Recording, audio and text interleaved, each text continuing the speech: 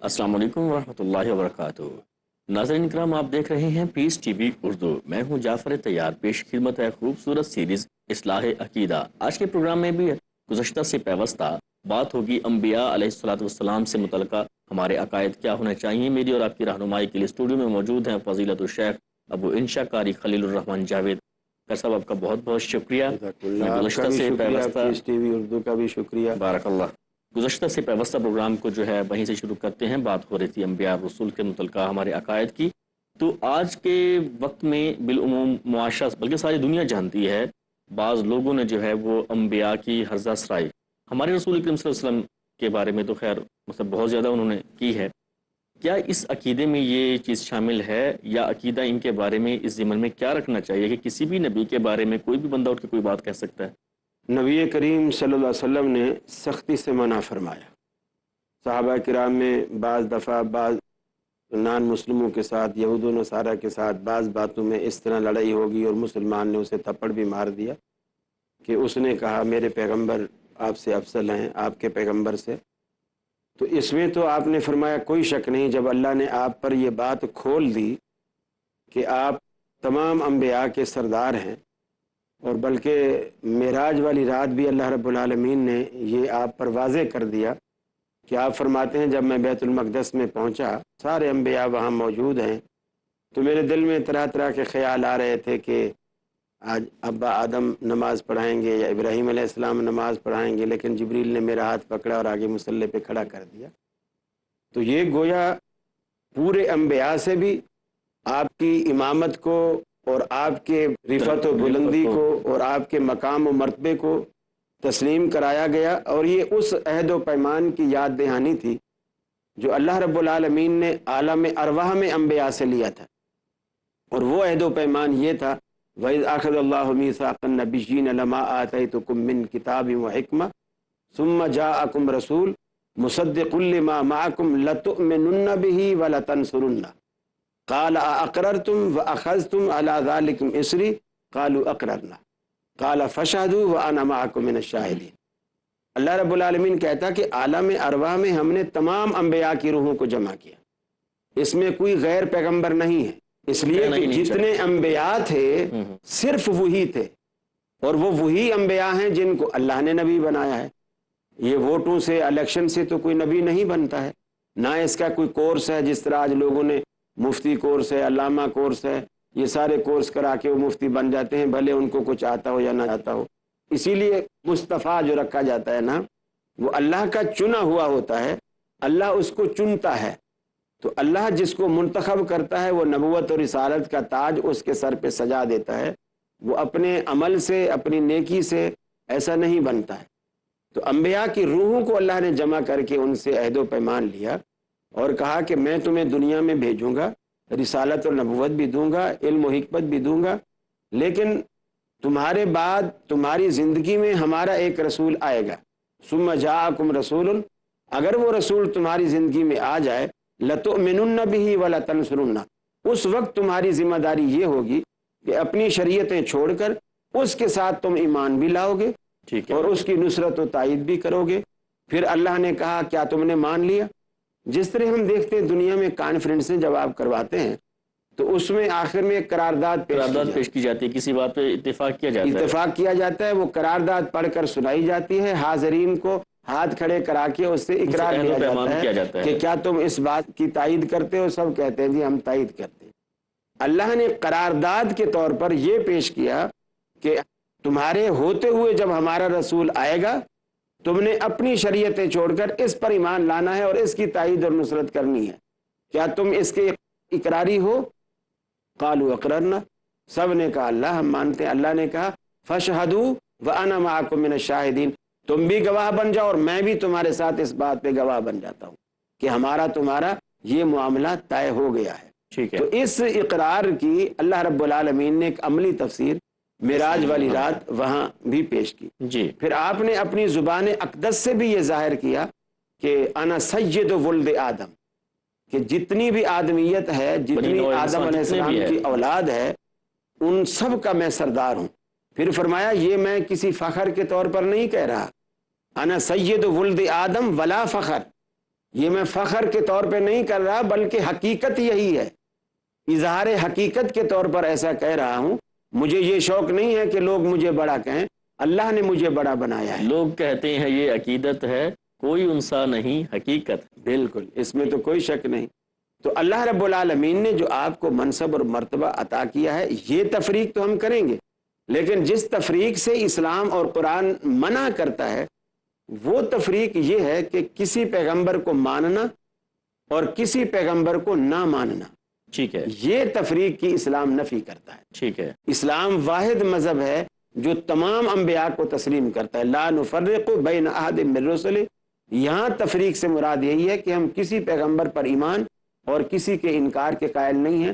ہم سب کو، جس کو بھی اللہ نے نبی بنا کر بھیجا، رسول بنا کر بھیجا، ہم سب کو مانتے ہیں۔ ہم یہ بھی مانتے ہیں تورات بھی آسمان سے اتری، انجیل بھی اتری، زبور بھی اتری، صحائف بھی اترے، اسی طرح قرآن مجید بھی اترا۔ ہم موسیٰ علیہ السلام پر ایمان رکھتے ہیں تو عیسیٰ علیہ السلام کا انکار نہیں کرتے، ٹھیک ہے، عیسیٰ علیہ السلام کو مانتے ہیں تو موسیٰ علیہ السلام کا انکار نہیں کرتے، جبکہ یہودی جو ہے عیسیٰ علیہ السلام کا انکار کرتے ہیں، عیسائی جو ہے پیغمبر جناب محمد رسول اللہ کا انکار کرتے ہیں۔ اسلام کیا کہتا ہے اس ضمن میں ہمیں کیا عقیدہ رکھنا چاہیے؟ جیسے کہ شخصی اختلافات ہوتے ہیں کہ کسی بندے کو کسی دوسرے پر اختلاف ہے، بندہ کہہ سکتا ہے یار اس میں یہ خامی تھی یا یہ کمی تھی۔ انبیاء سے متعلق بندہ آج کوئی ایسا بات کر سکتا ہے کہ جناب ان کی کسی ایسی بات کو لے کے، جیسے سیدنا یونس علیہ السلام کا واقعہ ہے، سیدنا آدم علیہ السلام کا واقعہ ہے، ان واقعات کو جو ہے دلیل بنا کر ان پہ مطلب کہ کوئی تھوڑا سا طنز یا کوئی ایسا بندہ کر سکتا ہے؟ قطعاً نہیں، یہ اپنے ایمان کو خراب کرنے والی بات ہے۔ طنز تو ویسے عام آدمی پر بھی اجازت نہیں ہے کہ ہم کسی کو طعن و تشنیع کریں، کہ جائے کہ کوئی شخص انبیاء پر طعن و تشنیع کرے، اگر ایسا کرے گا تو وہ یقیناً اپنے آپ کو جہنم کا ایندھن بنائے گا، اپنا عقیدہ اور ایمان خراب کرے گا۔ نبی کی عزت ایمانیات کا حصہ ہے، نبی کی محبت ایمانیات کا حصہ ہے۔ اسی لیے رسول اکرم نے فرمایا لا یؤمن احدکم حتی اکون احب الیہ من والدہ وولدہ والناس اجمعین، کہ تم میں سے اس وقت تک کوئی شخص مومن نہیں ہو سکتا، اس کے اندر ایمان داخل ہو ہی نہیں سکتا جب تک کہ اس کے دل میں میری محبت، اس کی اپنی ذات سے، والدین سے، اولاد سے اور دنیا بھر کے لوگوں سے اس کی محبت جو ہے وہ سب سے زیادہ میری نہ ہو جائے، اس وقت تک وہ ایمان کا دعویٰ بھی نہیں کر سکتا۔ البتہ ایک چیز اور اگر آپ کے سوال میں مجھے نہیں معلوم کہ شامل ہے، کہ انبیاء کے ساتھ ایسی عقیدت بھی نہیں ہونی چاہیے جو اللہ اور مخلوق کا فرق ختم کر دے، یعنی عقیدے میں اتنا غلو آ جائے۔ جس طرح عیسائیوں نے عیسیٰ علیہ السلام سے محبت کی تو محبت میں انہوں نے اللہ کا بیٹا بنا ڈالا، دشمنی میں نہیں بنایا، محبت میں بنایا ہے۔ اسی طرح یہودیوں نے عزیر علیہ السلام کو اللہ کا بیٹا بنا ڈالا، دشمنی میں نہیں بنایا، محبت میں بنایا، مبالغہ کرتے ہوئے۔ جی ہاں۔ اسی طرح مسلمانوں میں کچھ طبقات ایسے ہیں جنہوں نے نبی کریم صلی اللہ علیہ وسلم سے محبت کا ایسا اظہار کیا کہ اللہ اور اس کے رسول میں یعنی خالق اور مخلوق کے مابین جو فرق ہے اس کو بھی ختم کر دیا۔ اسی طرح مسلمانوں کے ایک طبقے نے سیدنا علی المرتضیٰ رضی اللہ تعالیٰ عنہ کی محبت میں اتنا مبالغہ کیا، اللہ کے درمیان اور سیدنا علی المرتضیٰ کے درمیان فرق کو ختم کر دیا۔ اسی طرح مسلمانوں کے ایک طبقے نے سیدنا علی المرتضیٰ سے دشمنی اور بغاوت اور عداوت اتنی رکھی کہ سرے سے نعوذ باللہ من ذالک وہ انہیں دائرہ اسلام میں بھی تسلیم کرنے کو تیار نہیں ہے۔ تو یہ ساری چیزیں ایمانیات کو، عقائد کو، اسلامی نظریات کو تباہ و برباد کرنے والی ہیں۔ اللہ نے جو عقائد کی جو حدود متعین فرمائی ہیں کہ آپ کے عقیدے میں کیا بات کس طرح موجود ہونی چاہیے، اس کو اسی طرح لینا چاہیے۔ انبیاء کا رتبہ انبیاء میں تو ٹھیک ہے، لیکن اللہ کے ساتھ جا ملانا اور اللہ اور اس کے درمیان کوئی فرق نہیں رکھنا، پھر یہ کہنا کہ جو تجھے دیکھ لے وہ مجھے دیکھ لے، جو مجھے دیکھ لے وہ تجھے دیکھ لے، اس میں کوئی فرق نہ ہو، پھر یہ کہنا کہ اللہ جانے کون بشر ہے، یعنی اللہ کو دیکھے تو رسول کو دیکھے، رسول کو دیکھے تو اللہ کو دیکھے، اور ہمیں نہیں پتہ ان میں دونوں میں بشر کون ہے۔ تو نعوذ باللہ من ذالک، یعنی اس قدر غلو جو ہے یہ بالکل کفر کی حد تک چلا جاتا ہے اور آدمی کو مشرک بھی بنا دیتا ہے اور بعض اوقات کافر بھی بنا دیتا ہے۔ اللہ اکبر ہے اہل ایمان کا یہ عقیدہ، خدا خدا ہے، نبی نبی ہے۔ وقت ہوا ایک بریک کا، ملتے ہیں ایک چھوٹے سے بریک کے بعد، ہمارے ساتھ رہیے گا۔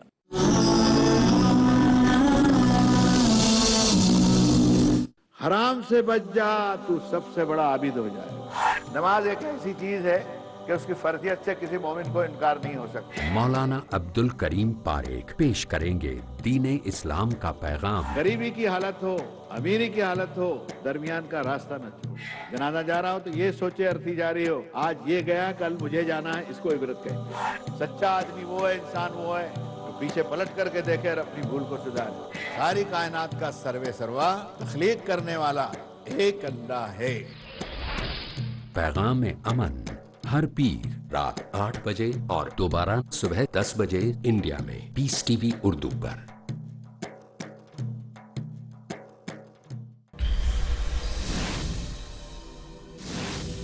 احادیث رسول اللہ صلی اللہ علیہ وسلم اسلام کی پاکیزہ تعلیمات کا سرچشمہ ہے.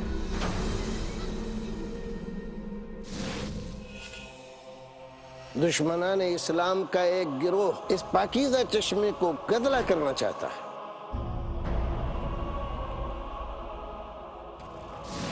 اس باطل گروہ کی نقاب کشائی کے لیے دیکھیے ہمارا پروگرام انکار حدیث ایک باطل تحریک شیخ رضا اللہ عبد الکریم مدنی کے ساتھ صرف پیس ٹی وی اردو پر. اللہم صلی علی محمد اللہم بارک علی محمد. جانیے کیا ہوگا ان کا انجام جو کر رہے ہیں قرآن و حدیث کے معاملات میں اپنی ذاتی رائے کو شریک. انکار حدیث ایک باطل تحریک آج رات 11:30 بجے اور دوبارہ دوپہر 12:30 بجے انڈیا میں پیس ٹی وی اردو پر. جھوٹ کا اندھیرا کتنا ہی گہرا کیوں نہ ہو، سچائی کی ایک کرن سے مٹا دینے کے لیے کافی ہے. ہر پہلو، ہر نظریہ، ہر نقطہ سچ کا. ہر دم، ہر پل، ہر لمحہ سچ کو پیش کرنے کی جستجو. آئیے میرے ساتھ اور حق کو جانیے. عالم انسانیت کے لیے سچائی کی روشنی. ڈاکٹر ذاکر نائک پیش کریں گے اظہار حق. اگلا پروگرام پیس ٹی وی اردو پر.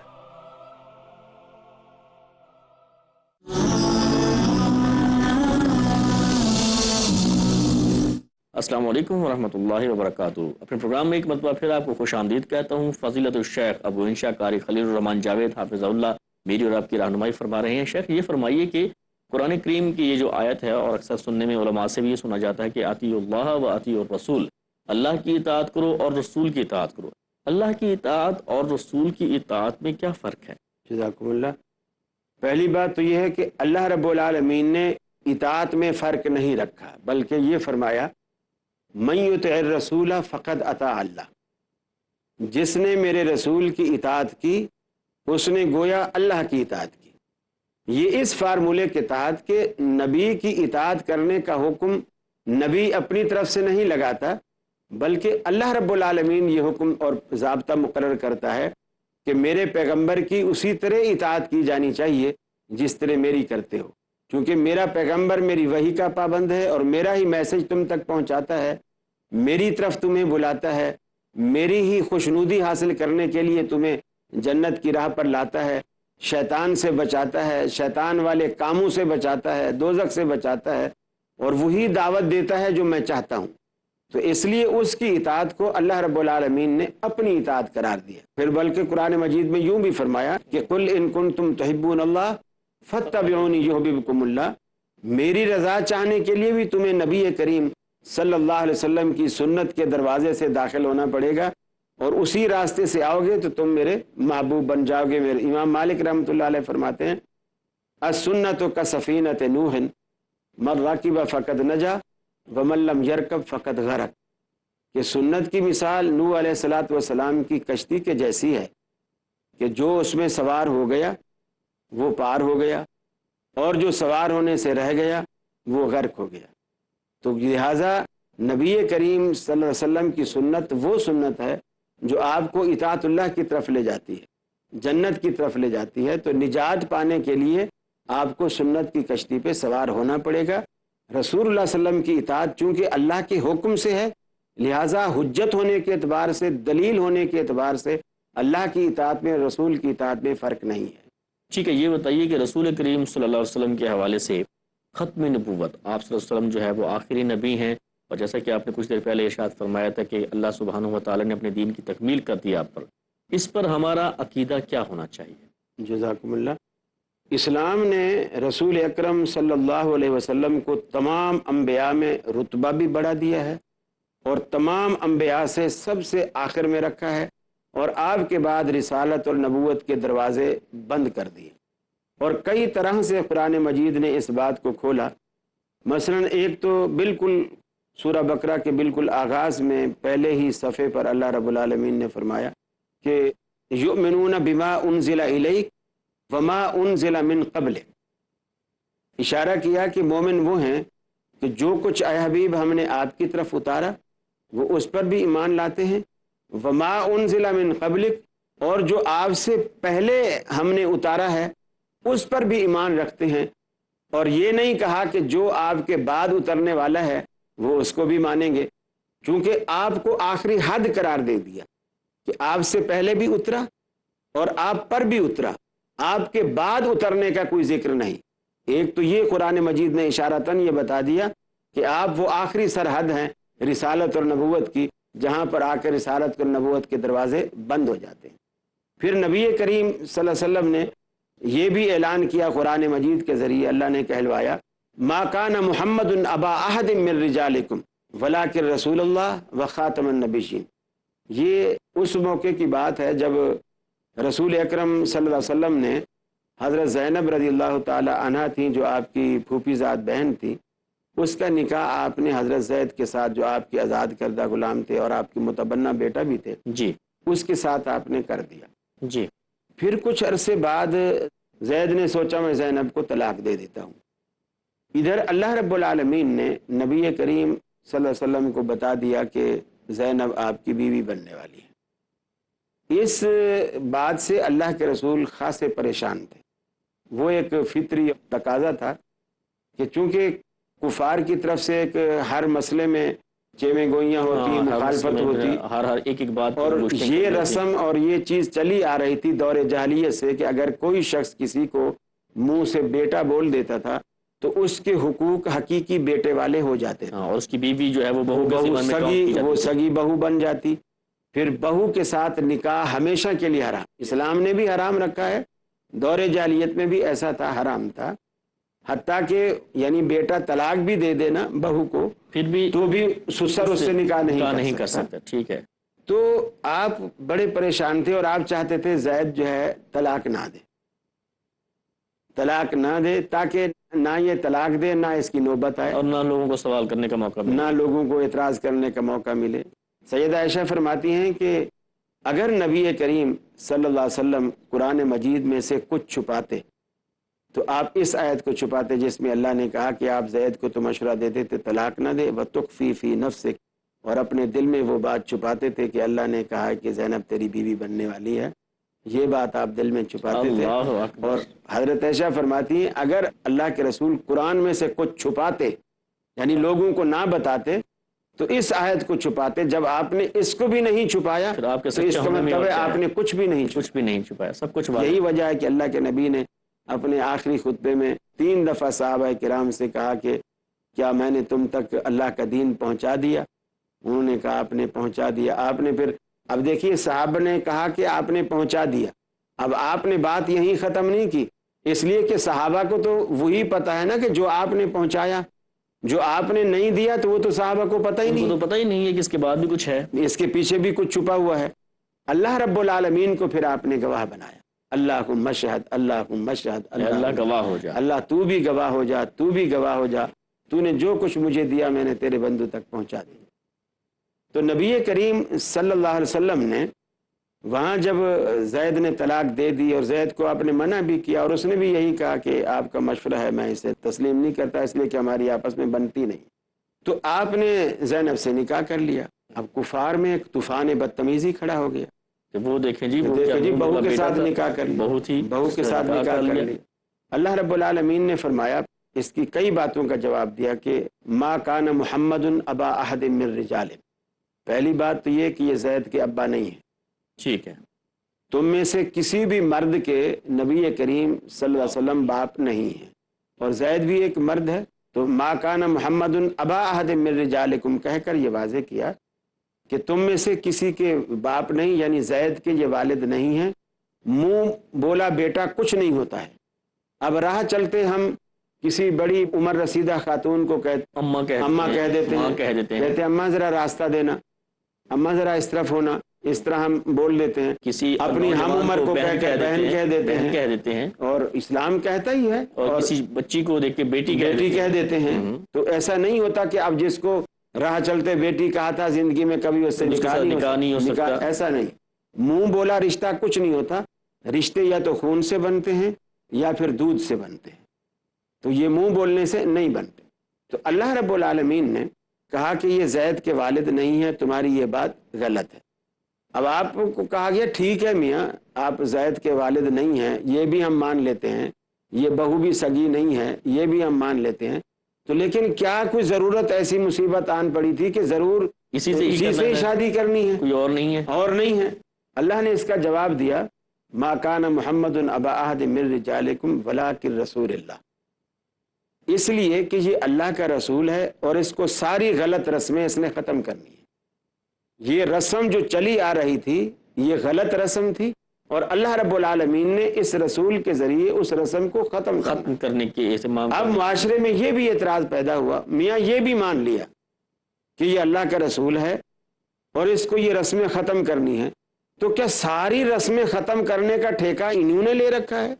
आपसे पहले भी नबी आए थे, अपने अपने दौर में उनसे जो रस्में ख़त्म हो सके उन्होंने कर दी। कुछ ये कर जाता, कुछ इसके बाद वाले आके करेंगे, कि सारी रस्में इसी ने ही ख़त्म करनी थी।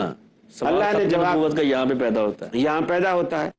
तो अल्लाह ने इसका जवाब दिया, मा कान मुहम्मदुन अबा अहद मिन रिजालिकुम वलाकिन रसूलुल्लाह व खातमन नबिय्यीन। बाद वालों के लिए गुंजाइश इसलिए नहीं छोड़नी कि इसके बाद ये दरवाजे ही बंद है, ये आखिरी पैगंबर है, जो इसके दौर में जो चीज रह गई वो क़यामत तक रह जाएगी, और जो इसके दौर में हराम हो गई वो क़यामत तक हराम रहेगी। तो ये चूंकि खातमन नबिय्यीन है, आखिरी पैगंबर है, तो ये अकीदे का हिस्सा है। इस नजरिए को, इस अकीदे को हम अगर अकीदे से निकाल दें, जरा सा भी नरम गोशा रखें कि भी तकड़ा नबी नहीं आ सकता, किताबी नबी नहीं आ सकता, इसके ताबे आ सकता है, इसके ज़ैली आ सकता है, हर चीज इस अकीदे के मुनाफी है। रसूल को जब आखिरी पैगंबर अल्लाह ने बनाया है तो वो हर एतबार से आखिरी है, किताबी होने के एतबार से भी, रिसालत आई इसके एतबार से भी, फिर आपने कई एतबार से इस बात को खोला। मिसाल के तौर पर आपने एक मिसाल देकर इसको वाज़ेह किया।